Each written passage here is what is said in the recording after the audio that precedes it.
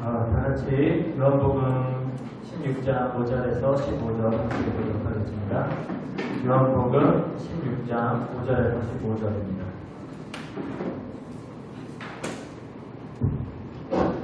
요한복음 16장 5절에서 15절 말씀입니다.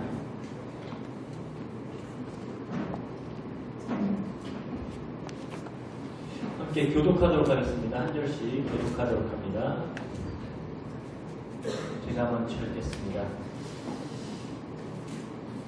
지금 내가 나를 보내신 이에게로 가는데 너희 중에서 나더러 어디로 가는지 묻는 자가 없고 오히려 내가 이 말을 함으로 너희 마음에 근심이 가득하였도다. 그러나 내가 너희에게 실상을 말하노니 내가 떠나가는 것이 너희에게 유익이라.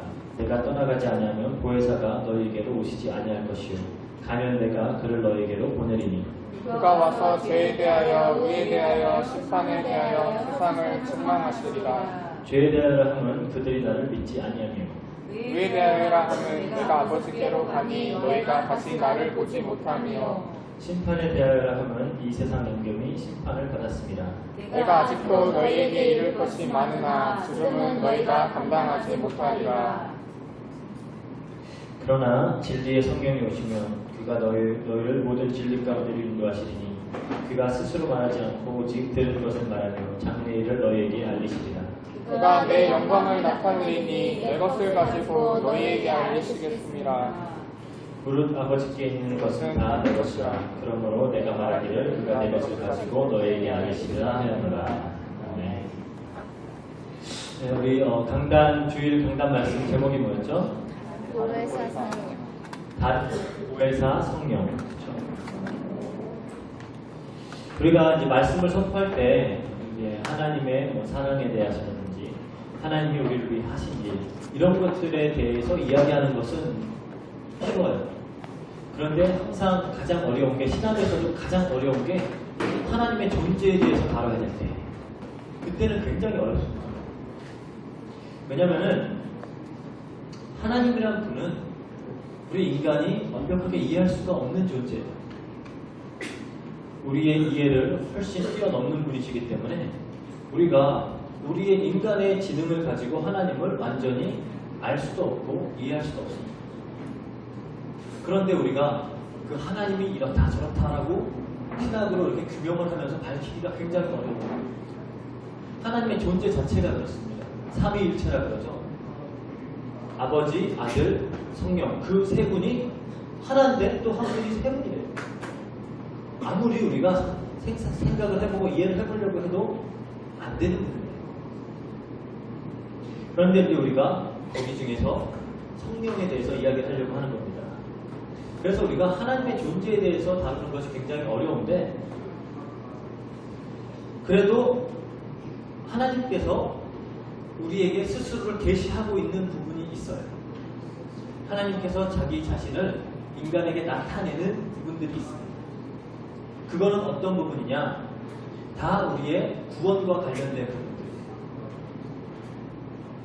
그래서 우리가 하나님에 대해서 아는 부분은 하나님께서 애초에 성경을 주신 이유는 우리가 하나님을 떠났고 범죄하였고 구원받아야 하기 때문에 하나님이 우리에게 성경을 주신 거예요. 애초에 그리스도를 보내신 것도 우리가 아무 문제 없으면 보내실 이유가 없는데 그리스도를 약속하시고 보내신 것도 우리가 구원받아야 하기 때문에 보내신 거예요. 성경이 역사하시는 그 이유도 우리에게 알려진 부분은 우리의 구원과 관련이 있는 거예요. 그런 의미에서 우리에게 알려진 하나님은 이렇게 보면 그리스도적인 하나님이 알려져 있어요. 우리의 구원과 관련돼 있다는 거예요. 그래서 우리가 성부 하나님이라고 할 때 아버지 하나님을 이야기할 때는 우리의 어떤 구원을 계획하신 분, 굳이 구분을 하자면 우리의 구원을 계획하시고 성자 하나님, 예수님 말하는 거죠. 우리의 구원을 성취하시고 성령 하나님은 우리의 구원을 적용하신다. 이렇게 이제 구분을 짓자면 그렇게 구분을 지어서 이야기를 해요. 그래서 우리가 이제 그 삼위일체 하나님 중에 성령님에 대해서 이야기하려고 합니다. 성령님은 하나님의 영이시고 또 그리스도의 영이세요. 그런데 단순히 그냥 어떤 종속적인 개념이 아니라 하나님의 그냥 영으로만 그냥 또 하나의 개체로 또 계시는 분이에요. 그러면서 또 하나님의 한 분. 그러니까 뭐 말장난 같지만 우리의 언어가 하나님을 표현할 수 있는 건 거기까지입니다. 그래서 하나님의 영이시자 그리스도인 영, 그리스도의 영이신 이 성령님. 어떻게 이 삼위가 유기적으로 같이 우리 구원을 위해서 역사하는가, 그것을 우리가 보는 것이 굉장히 중요한 거예요. 그래서 성경에 보니까 인간이 범죄하고 하나님을 떠난 이후에 창세기 3장에서부터 창세기 3장 15절부터 하나님은 우리를 구원하실 계획을 세우십니다. 우리가 범죄한 인간이 하나님을 떠나고 죄 가운데 빠지게 되고 이제 이 사단의 손아귀에 사로잡히게 되니까 하나님이 인간을 여기서 구해야 되겠다. 그런 작정을 하시고 이제 하나님은 이 구원을 계획해 나가시면서 바로 그 구원에 대한 메시지들을 주기 시작하세요. 첫 번째로 구원에 대해서 우리에게 주어진 메시지는 여인의 후손이 올 것이다. 그게 창세기 3장 15절이죠. 그래서 창세기 3장 15절로 시작을 해서 인간을 구원하기 위한 하나님의 계획들이 여러 말씀을 통해서, 예언을 통해서, 여러 가지 상징이나 하나님께서 기름 부으신 그런 선지자, 제사장, 왕들의 사역을 통해서 앞으로 오실 이가 어떤 이인지에 대해서 나타내고 계세요. 그거를 구약 전체는 거기에 대한 내용이에요. 그리스도가 오실 것이다. 계속 그 이야기를 하고 있는 거예요. 여러 가지 역사를 거치며 수많은 사람들과 수많은 지역과 여러 가지 이야기들을 다루지만 그 이야기의 핵심은 그리스도가 오신다. 너희는 구원을 받아야 하고 그리스도가 오실 것이다. 그것을 계속해서 이야기하고 있습니다. 그래서 우리 잘 알듯이 여러 가지 예언, 성경, 구약 성경에만 예수 그리스도에 대한 직접적인 예언이 300개가 넘어요. 예수 그리스도가 어떻게 어디서 태어나실 것이며 어떻게 죽으실 것이고 어떤 고통을 당하실 것이고 어떻게 부활하실 것이고 이런 구절들이 300개가 넘어요. 그 정도로 직접적으로 예수님에 대한 예언들이 나옵니다. 어떤 예언들은 정말 날짜까지 정확하게 그 일의 수까지 정확하게 맞히는 경우들도 있어요. 이제 그렇게까지 막 예언을 해요. 그리스도가 오실 것에 대해서. 구체적으로 얘기하면 시간이 너무 오래 걸리니까 그거 몇 번 다룬 적이 있죠. 그렇지만 굉장히 구체적인 그리스도에 대한 이야기들이 나옵니다. 그리고 여러 그리스도의 이름들에 대해서도 나오고요. 그리고 선지자와 제사장들과 왕들을 하나님께서 직접 세우시면서 앞으로 그리스도가 할 일에 대해서도 나타내시고 노아의 방주라든지 성막이라든지 언약궤라든지 이런 수많은 상징들을 통해서 또 그리스도를 나타내시고 계속 성경은 그리스도를 나타내고 있어요. 그렇게 약속하던 그리스도가 드디어 신약에 이제 오셨다는 거예요. 그게 성자 예수님입니다. 이제는 하나님께서 계획하신 그 구원이 사실적으로 성취될 시간이 되었다는 거예요. 그래서 예수 그리스도가 오셔서 정말로 이제는 선지자와 제사장과 왕의 사역, 성경에서 약속했던 이 오신 이가 메시아가 하신 일들을 모두 다 하시고 마지막 십자가에 돌아가시면서 다 이루었다. 그 말은 하나님께서 계획하셨던 인간의 구원을 완전히 성취시켰다는 거예요. 이제 이 구원이 우리에게 적용이 돼야 돼요. 예수님의 사역도 이게 그리스도의 영이라고 그랬죠. 예수님께서 사역을 하실 때도 공생의 시작은 성령 세례를 받으시고 시작합니다. 그 전까지 그냥 나사렛이라는 동네에 한 명의 목수로 지내시다가 이제 요한에게 세례를 받으러 가신 이후에 성령을 받으시고 그때부터 이제는 그리스도의 공생애, 그러면서 그리스도의 일을 하세요. 그리고 그 일을 다 이루시고 이제는 이 구원이 예수님을 그 시대에 만났던 사람들 뿐만이 아니라 전 세대에 아우러서 이 그리스도의 구원이 이루어지게 하시는 거예요. 이 구원을 적용시키는데 그 방법이 성령님을 보내십니다. 그래서 만약에 그리스도가 정말 우리가 그리스도를 만나야지만 구원을 받는데 예수 그리스도를 통해서만 하나님을 만나고 죄로부터 해방되어지고 흑암의 소나기로부터 우리가 자유로워지는데 만약에 예수님이 아직도 물리적인 모양으로 인간의 모습으로 팔레스타인 지역에 이스라엘 지역에 계시다. 그렇게 하면은 이제 우리는 구원을 받기 위해서는 비행기를 타고 이스라엘을 가야 돼요. 그 위험한 동네를 우리가 가야 돼요. 그리고 예수님 만나기가 쉽겠어요? 70억 인구가 다 구원받으려고 할 텐데 그러면은 예수님 만나기 위해서 줄을 쫙 서야 돼요. 70억 명이 1년으로 쓰면은 지구 몇 바퀴를 돌까요? 그렇죠? 그거 기다리고 있으면 아마 내 차에 오기 전에 아마 죽을 거예요. 그런 식으로 해서는 우리 모두가 구원을 받을 수가 없어요. 그래서 예수님께서 내가 가는 것이, 떠나가는 것이 너희에게 더 유익하다. 그렇게 말씀을 하신 거예요. 그래서 이제 이 구원을 적용시키기 위해서 예수님은 본인이 떠났을 것을 약속하시면서 이제는 성령을 보내겠다. 이 성령은 물리적인 존재가 아니에요. 그러니까 우리처럼 육신의 어떤 몸뚱아리에 갇혀있는 분이 아니에요. 시간과 공간에 제약을 받는 분이 아니에요. 무슨 말이냐? 한 공간에 있기 때문에 다른 공간에 있을 수 없다가 아니에요. 오늘 있었기 때문에 오늘에만 있고 어제는 없었고 내일에는 뭐 기다려야 된다. 그게 아니에요. 모든 시간과 공간과 물리적인 모든 것을 초월해가지고 성령님께서는 역사할 수 있다는 거예요.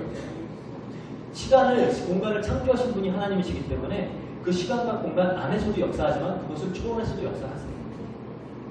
좀 개념이 좀 어려울 수도 있지만 그렇게 역사를 하시는 분입니다. 그래서 이제는 이런 물리적인 몸에 갇혀있지 않고 시간과 공간에 갇혀있지 않고 이 구원을 전 인류에게 적용시키겠다는 거예요. 그래서 성령님을 보내시겠다. 그 약속을 하신 겁니다. 그래서 보혜사가 올 것이다. 그렇죠? 보혜사. 보혜사라는 말은 목사님께서 주일날도 설명하셨지만 헬라어로 보면은 파라클레토스예요.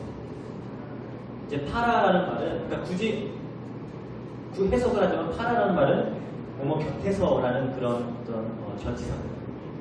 파라 그리고 칼레오라고 할 때 부름받은 우리 곁으로 부름받아서 우리를 돕기 위해 우리 곁에 계시는 분이다라는 직역하면 그런 의미예요. 그래서 이 파라클레토스를 번역한 수많은 번역들을 보면은 이제 물론 한국 성경에서는 보혜사 그렇지만 이제 영어로 보면은 counselor, advocate, comforter, helper 많아요. 도움 주시는 분, 우리 대변인, 중재자, 우리와 함께하는 자, 수많은 의미들을 가지고 있는 말이라는 거예요. 성령님께서 하나님의 영이 오셔서 우리와 함께 하시겠다는 거예요. 우리와 함께 하시고 우리 곁에 계시고 우리를 인도하시고 우리를 가르치시고 우리를 위해서 하나님 앞에 우리를 대변해 주시고 그리고 우리를 위로해 주시고 우리에게 힘 주시고 그런 일들을 성령님께서 이제 하시겠다는 거예요. 그래서 다른 보혜사라고 했죠. 그럼 그 말은 뭐냐? 예수님 또한 보혜사라는 거예요. 예수님이 오신 것도 보혜사로 오셨다. 목사님께서 이렇게 설명을 하셨죠. 그래서 요한일서 2장 1절에 보니까 우리에게 대언자가 있으니 라고 했을 때 그 대언자는 헬라어로 보면은 파라클레토스. 똑같은 보혜사라는 말이 예수님을 지칭할 때 그렇게 나옵니다. 그 구약 성경에서도 예수님에 대해서 예언을 할 때 이사야서 9장 6절에 그러죠. 이는 한 아이가 우리에게 낳고 이제 앞으로 700년 후에 이사야가 낳을 아이에 대해서 이야기하는 겁니다. 그러면서 한 아들을 우리에게 주신 바 되었으니 그의 어깨에는 정사를 메었고 그 이름에 대해서 얘기하는 거예요. 그 이름은 기묘자라 모사라 전능하신 하나님이라 할 때 그 모사라 Wonderful Counselor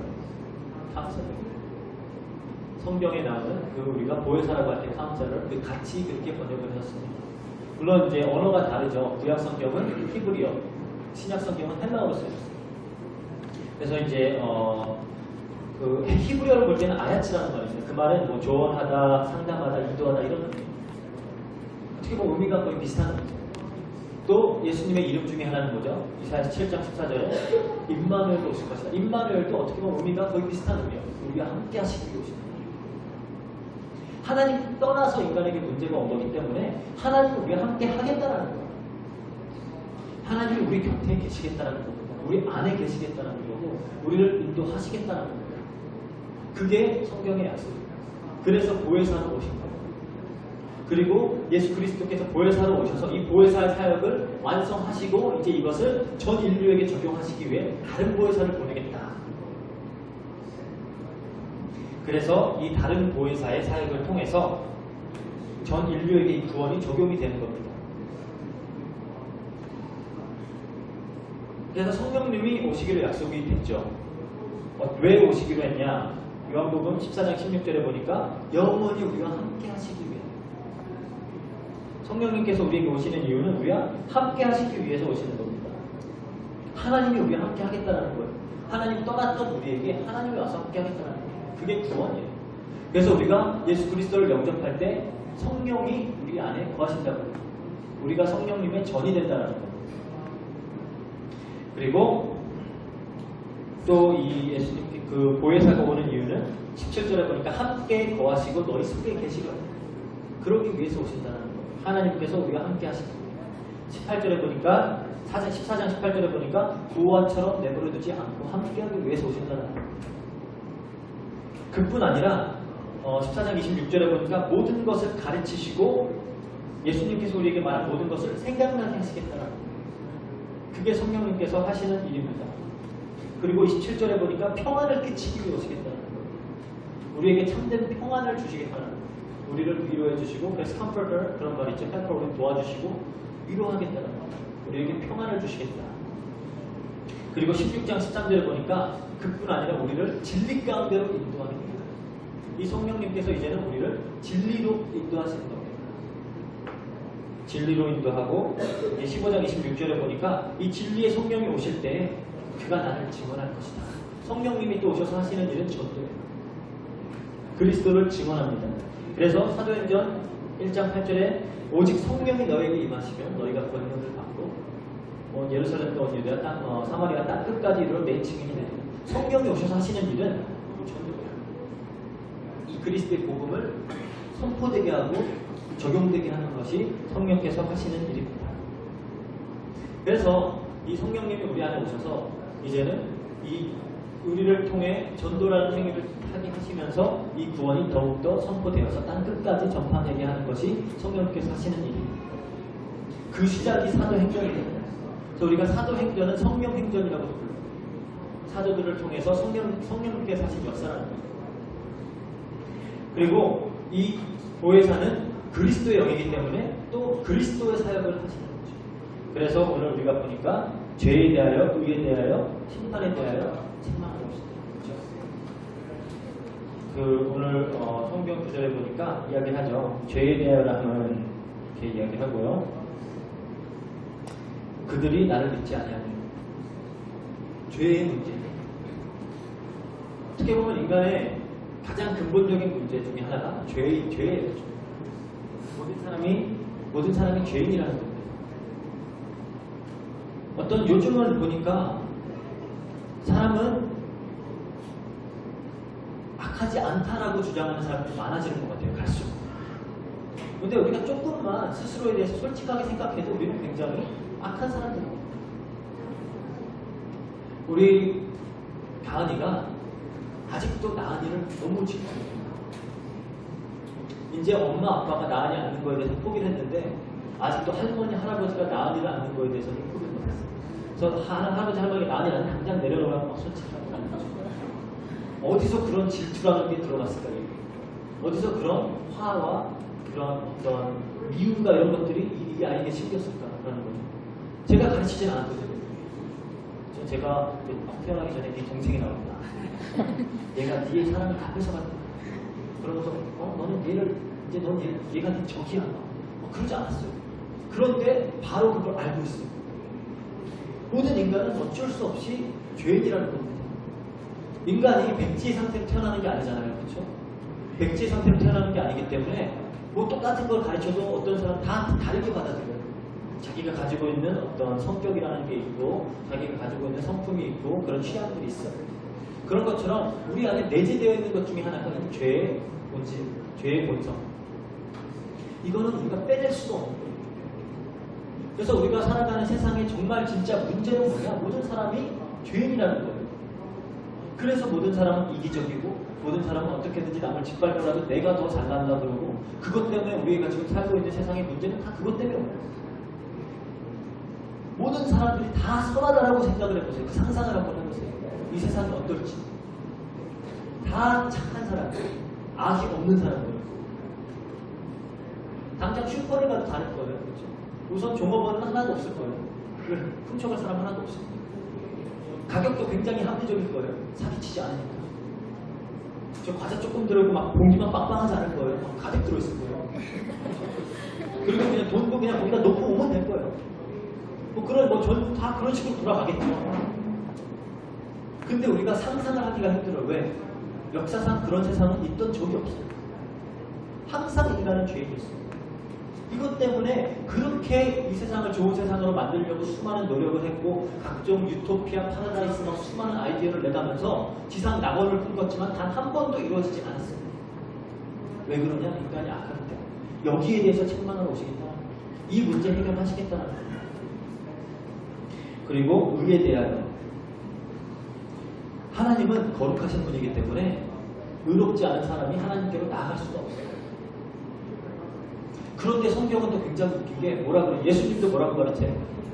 우리 보고 완벽하라고 가르치세요. 하나님이 거룩하시니 우리도 거룩하라고 그래요. 그런데 또 뭐라고 하냐? 하나님만 거룩하다 그래요. 말이 앞뒤가 안 맞잖아요. 그리고 우리가 스스로 죄가 없다 그러면 그건 우리가 거짓말하는 거, 우리 안에 진리가 없대. 어쩌라는 거야. 그렇죠? 거룩하라 그러면서 완벽하라 그러면서 또 하나님만 완벽하다 그러고 우리 다 죄인이라 그러고 어쩌라는 거예요. 그래서 우리를 거룩하게 만드시겠다는 거예요. 우리 스스로 거룩해질 수 없기 때문에 히브리 10장 10절에 보면 거룩하게 만들겠다는 거예요. 하나님께서 어떻게? 예수 그리스도의 이 피 제사를 통해서 우리 죄를 다 해결하시고 이제는 거룩하게 만들어서 하나님 만날 수 있게 하겠다. 인간이 하나님 만나지 못한 그게 가장 큰 문제인 겁니다. 그래서 인간은 허무할 수밖에 없는 존재예요. 그래서 아무리 노력하면서 열심히 살아도 참된 만족이 없어요. 그토록 우리가 이 세상을 좋은 세상으로 만들어보려고 노력을 했지만 결국 그 결과는 지금 우리가 사는 이 세상이에요. 물질적으로 굉장히 번영하고 많은 것들을 누리는 세상에 우리가 살고 있지만 더욱더 인간은 불행하고 더욱더 허무하고 더욱더 그러고 살고 있어요. 왜 그러면 하나님 떠나서 이 부분 해결하겠다는 겁니다. 그게 그리스도가 하시는 일이고 성령님께서 하시는 일입니다. 그리고 심판에 대하여 하면 뭐라 그러죠? 성경에 심판에 대한 이 세상 임금을 이 세상 임금이 심판을 받을 것이다. 세상 임금이 누구예요? 요한복음에 이 세상 임금이라고 여러 번 나와요. 다 사단에 대해서 이야기하는 거예요. 사단. 그리고 뭐 이 세상의 신이라고도 하고요. 공중 권세 잡은 자라고도 하죠. 다 사단을 이야기하는 거예요. 그러면은 뭐야 이 세상 임금이 사단이라는 말이냐? 이 세상이 다 사단의 손아귀에 있다는 거냐? 그건 아니에요. 불순종의 자녀들 안에서 역사는 영이라고 그랬어요. 하나님을 순종하지 않고 떠나 있는 사람들에게는 사단이 왕이라는 거예요. 그런데 예수님이 하시는 일은 뭐냐? 이 사단을 세상에 이 심판을 하는 겁니다. 이 사단을 심판하고 계셨어요. 요한일서 3장 8절에 하나님의 아들이 나타나셔서 마귀의 일을 멸하는 겁니다. 성경에서 사단이 세상의 임금이라고 하지만 결국 그리스도의 이름 중에 하나는 만왕의 왕, 만주의 주. 계시록에 보니까 옷과 여기는 꼭지 쫙 써 있어요. 만왕의 왕, 만주의 주. 문신인지 모르겠어요. 어쨌든 써 있어요. 이렇게 딱 만왕의 왕. 그게 하나님 예수님의 이름이에요. 그래서 성령님께서 하시는 일은 이 마귀의 일을 멸하시는 거예요. 마귀가 하는 일은 뭐예요? 고린도서 4장 4절에 보니까 어떻게든지 우리가 이 진리를 보지 못하게 하는 거예요. 광명의 천사로 가장을 해서 굉장히 좋아 보이는 것들을 주면서 진리를 보지 못하게 만들어요. 돈을 갖다 주고 명예를 갖다 주고 재미를 갖다 주고 각종 게임을 갖다 주고 뭐 술을 갖다 주고 여자친구 남자친구 뭐 각종 파티 막 이런 것들을 갖다 주면서 하나님을 바라보지 못해요. 진리의 빛을 보지 못하게 하는 게 사단의 일입니다. 결국 그 안에 있으면 멸망하게 되니까. 그러면서 그런 것들을 주면서 천천히 멸망시켜 나가는 거예요. 술 한번 먹고 기분 좋으면 좋지. 근데 그것 때문에 나중에 막 손도 부들부들 떨고 막 아무것도 제대로 못하고 막 집에 가서 막 뒤집어 엎고 막 그러다가 왜 그러겠습니까? 중독된 사람들은 자기의 심각성을 가장 잘 아는 게 자기들이에요. 그런데 어떻게 하지 못해요. 왜 그러냐? 잡혀서 멸망으로 이끄는 존재가 있습니다. 그 존재가 심판받지 않으면 우리는 그 안에서 멸망당할 수밖에 없어요. 그래서 하나님께서는 예수님께서는 왕으로 오셔서 이걸 멸하시고 성령님께서 하시는 일도 우리 안에서 이 일을 하십니다. 흑암의 권세를 멸하십니다. 그래서 목사님께서도 그랬죠. 가장 중요한 건 우리가 성령 충만을 받는 것이다. 성령 충만. 성령 충만이라는 게 뭘까요? 성령 충만은 말 그대로 내가 성령으로 채워지는 거예요. 하나님께서 성령으로 내가 가득 채워지는 겁니다. 내 것이 아니라 성령으로 채워지는 것이에요. 나의 어떤 동기나 나의 방법이나 이런 것들이 아니라 하나님의 것으로 채워지는 거예요. 그래서 성경에 보니까 정말로 이 성령 충만의 비밀을 깨달았던 바울 같은 인물들은 뭐라 그래요? 나는 십자가에서 죽었다. 이제는 그리스도가 내 안에 산다. 그게 성령 충만이에요. 빌립보서 1장 20절, 21절 말한 것처럼 살든지 죽든지 내 몸에서 그리스도가 정복해야 하는 것이다. 사는 것은 그리스도니 죽는 것도 유익하다. 그게 성령 충만이에요. 더 이상 나의 동기가 아니라 나의 방법이 아니라 이제는 나의 우선순위가 성령의 것들이 되어질 때, 하나님의 일이 되어질 때, 하나님의 생각으로 내 생각이 채워지고, 하나님의 말씀으로 내가 채워지고, 하나님의 소원으로 내가 채워지고, 하나님의 뜻으로 내가 채워질 때 그게 성령 충만이라는 거예요. 그래서 어떻게 내가 성령 충만한지 알 수 있느냐? 우리 갑자기 우리가 엄청난 능력이 나타난다는 게 성령 충만한 거냐? 그러면은 점쟁이들은 어마어마해요. 무당들은 여러분들 무당들 굿하는 거 본 적 없죠? 저는 그런 것도 봤어요. 칼을 이렇게 나를 입으로 물고 뒷짐지고 그냥 툭 앞으로 넘어져요. 손도 대지 않고 그냥 뒷짐 이렇게 칼을 물고 이렇게 툭 넘어져요. 그럼 어떻게 되겠어요? 칼이 툭 나오겠죠. 근데 그렇지 않아요. 그냥 딱 이빨로 버텨 이렇게. 막 장투기에서 막 춤을 추고 그 막 돼지 같은 거 하나 뒤집어 엎고 돼지가 얼마나 무거운데 그리고 막 방방 뛰어요. 막 날아다녀요. 그러면 그런 능력이 나타나면 그게 성령 충만이냐? 아니죠. 그걸로 성령 충만하다고 하는 게 아닙니다. 어떤 신비한 현상을 나타내고 갑자기 막 방언을 하고 막 그렇다고 성령 충만이 아니에요. 성령 충만은 무엇이 성령 충만이냐? 내가 진리 가운데로 인도받고 있을 때 그게 성령 충만입니다. 성령은 뭐 하는 영이라고 했어요? 우리를 진리로 인도하는 영이라고 했어요. 정말 진리는 뭐예요? 하나님이 진리고 그리스도가 진리고 성령이 진리고 하나님 말씀이 진리고 그렇다면 내가 더욱더 그리스도와의 누림이 깊어지고 더욱더 말씀 따라 인도받고 있고 하나님 말씀이 내 안에 살아있고 그게 성령 충만한 거예요. 말씀 따라 인도받는다 이게 굉장히 어려운 이야기 같지만 그런 게 아니에요. 여러분들 순간순간 어떤 선택을 할 때 있어서 여러분들을 붙잡아주는 하나님 말씀이 있냐는 거예요. 그렇게 내가 말씀 따라 인도받고 있다. 그게 성령 충만한 거예요. 내가 이런 세상에 많은 그런 다른 것들이 아니라 하나님의 진리 가운데로 가고 있을 때 그게 성령 충만한 겁니다. 그래서 내가 어떻게 하면 알 수 있냐? 내가 진리 가운데로 인도받고 있는가? 그걸 여러분들 스스로 점검해보세요. 정말 내가 좀 나약할 수도 있고 좀 모자랄 수도 있고 부족할 수도 있지만 그래도 내가 진리 가운데로 나아가고 있다. 그러면 그건 성령 충만입니다. 그리고 또 내가 증인의 삶을 살고 있을 때 왜 성령이 우리 안에서 하시는 일은 이 그리스도를 증언하는 일이에요. 내가 나의 삶 속에서 그리스도를 증거하고 있다. 그러면 우리는 성령 충만합니다. 그리고 이 내가 정말로 참된 평안한 가운데 있는가? 왜요? 이 성령은 우리에게 평안함을 주시기 때문에. 그 문제와 어려움 속에서도 문제 어려움이 없어지진 않아요. 나에게 수많은 시험과 문제 어려움은 없어지는 게 아닙니다. 언제 없어지냐? 여러분들이 죽으면 없어져요. 그런데 살아있는 한은 계속 다가옵니다. 그러면 그 문제 가운데서 내가 맨날 그 문제에 시달리고 맨날 그 문제에 치이고 어려움 속에 짓밟혀 있느냐? 아니면 그런 문제를 뛰어넘고 살아가고 있느냐? 참된 평안함이 있으면 문제가 문제되는 게 아니에요. 문제와 어려움과 그 속에서 참된 위로와 참된 평안을 누릴 수 있습니다. 왜? 성령님은 보혜사는 우리를 위로하시는 분이에요.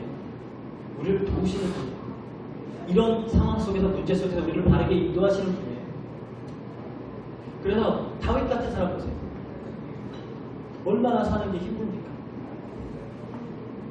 그런데 문제 없어요. 살아가다 보니까 다윗은 적들이 너무 많아요. 다윗을 죽이려고 하는 사람들이 너무 많아요. 다윗을 비호하는 사람들이 너무 많아요.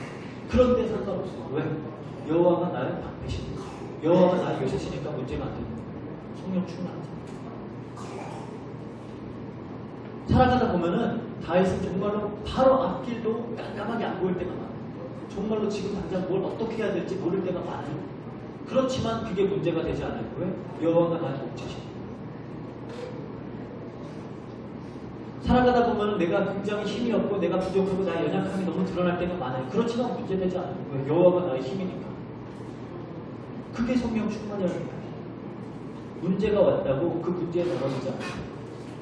어려움이 왔다고 그 어려움의 문제에 넘어지는 것이 아니라 그 안에서도 참된 평안함을 누리고 그 안에서도 하나님께 바른 인도를 받고 있고 그 안에서 위로를 받고 있다. 그게 성령 충만합니다. 우리가 어떻게 하면 이런 성령 충만을 누릴 수 있는가? 내가 정말로 진리의 길을 가고 있고 증인의 삶을 살고 있고 참된 평안함을 누리며 살아가고 있으면은 성령 충만하다는 건데 어떻게 이렇게 될 수가 있을까? 그래서 우리가 계속 하나님 말씀으로 우리를 채워야 돼요. 그렇게 저번에 한번 우리 랩런트 부서에서 그렇게 얘기한 적이 있어요. 여러분들이 밥 먹듯이 하나님 말씀을 먹어보세요. 밥 먹듯이. 여러분들 밥은 특히 우리 랩런트들 때는 적어도 하루에 3끼는 먹죠. 적어도. 하루에 3끼가 아니라 적어도. 남자아이들뿐만이 아니라 우리 여자아이들도. 저는 어렸을 때는 제가 남자들하고만 자라봤거든요. 그래서 남동생만 있고 우리 미션으로서 남자애들하고만 자랐기 때문에 좀 여자에 대한 그런 좀 환상이 많이 있었어요. 여자들은 굉장히 다 깨끗하고 여자는 냄새도 안 날 줄 알았고 여자는 굉장히 조금 먹을 줄 알았고 되게 이쁜 여자들은 화장실도 안 가는 줄 알았는데 같이 살아보니까 뭐 하루 3끼가 아니에요.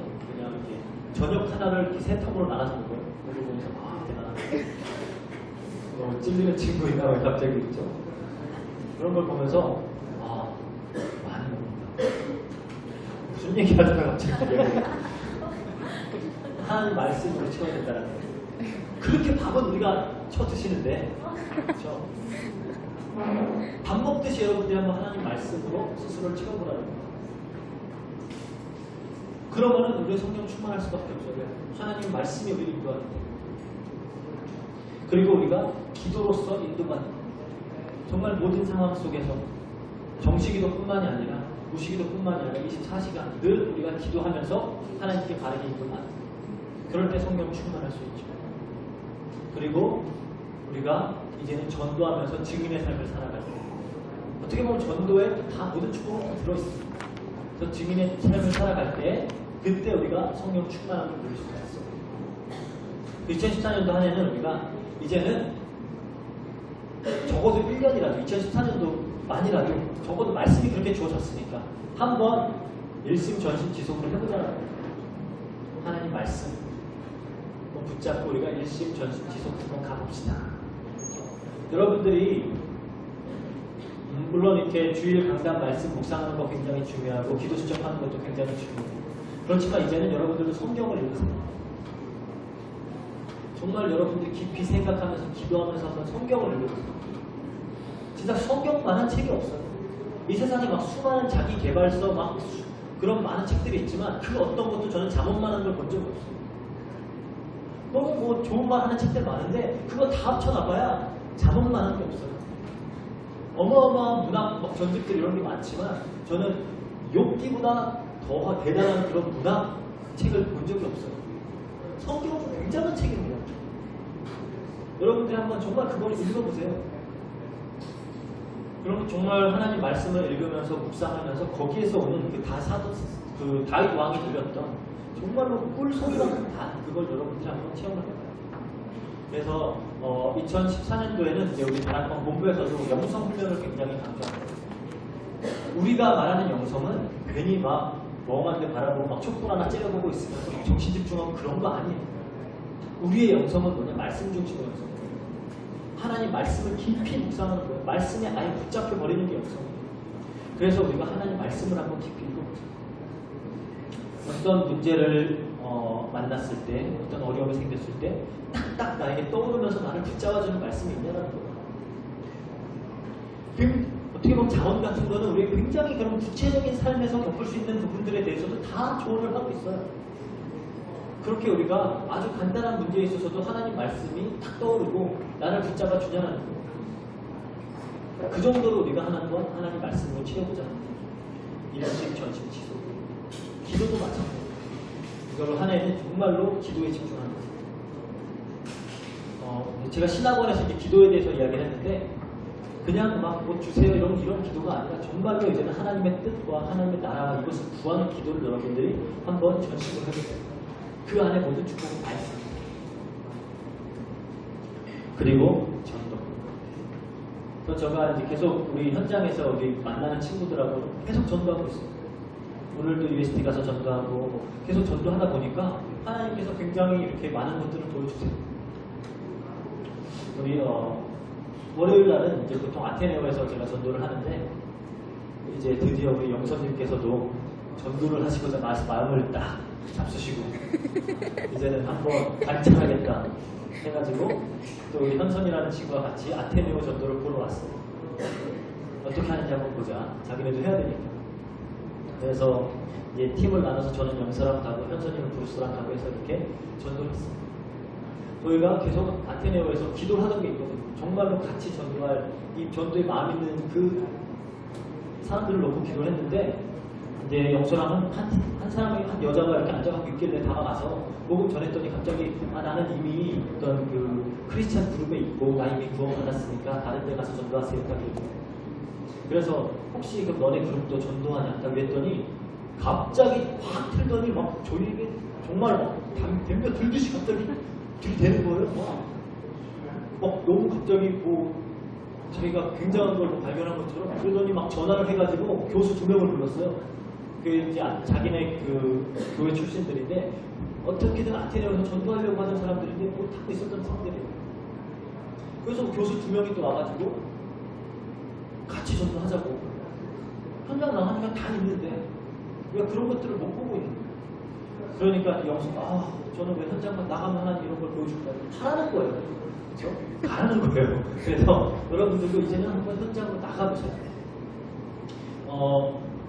저희가 이제 금요일 날 저녁에 기도회 마치고 또 우리 리더들끼리 모여서 기도를 할 때 어떤 이야기가 나오냐. 이제 우리가 2014년도에는 같이 한번 또 전 교회적으로 나가서 전도하자. 주일 같을 때 예배 다 마치고 1시간이라도 레올라 같이 가서 전도하자. 그런 걸 놓고 한번 기도하자 얘기를 했어요. 그리고 제가 주일날은 예배 다 마치고 또 현지인 중직자들 모아놓고 같이 전도 훈련을 하거든요. 제가 얘기 꺼내지도 않았는데 거기서 또 나오더라고요. 우리 같이 전도합시다. 시간표가 되나 보다. 뭐 굉장히 이게 부담으로 다가오는 분들도 있겠지만 여러분들이 축복이에요. 어마어마한 축복입니다. 그래서 이제 좀 사실적으로 적용해 나가려고 우리가 교회로서도 같이 현장에 나가서 전도하고 할 수 있도록. 그래서 2014년도 한 해는 우리가 정말 일심전심 지속으로 이 말씀과 기도와 전도에 힘쓰는 한 해가 됐으면 좋겠습니다. 그때 우리가 성령 충만을 체험합니다. 그때 이 성령의 역사가 우리 안에서 사실적으로 일어나는 거예요. 그 축복을 찾아 누리는 중요한 한 해가 되기를 정말 바랍니다. 우리 다 같이 기도하도록 하겠습니다. 사랑과 은혜가 풍성하신 하나님 아버지 너무나도 감사합니다. 하나님 또 이 성령님에 대한 말씀을 함께 나누게 하시고 이 성령의 일과 성령이 우리 안에서 하시는 일을 또한 알게 하시는 것도 감사합니다. 우리가 2014년도에는 정말로 하나님의 말씀과 기도와 전도에 올인하여서 성령 충만한 가운데 승리하는 한 해가 되어줄 수 있도록 하나님 역사해 주세요. 필리핀 안디옥교회를 복주사 교회가 하나 되어서 일심전심 지속으로 하나님 말씀을 붙잡고 기도하고 전도할 때 정말 사실적으로 필리핀 복음화와 카톨릭 복음화가 되어지는 역사를 체험하는 중요한 한 해가 되어줄 수 있도록 주님 역사해 주세요. 감사드리는 모든 것 우리 예수 그리스도 이름으로 기도합니다. 아멘.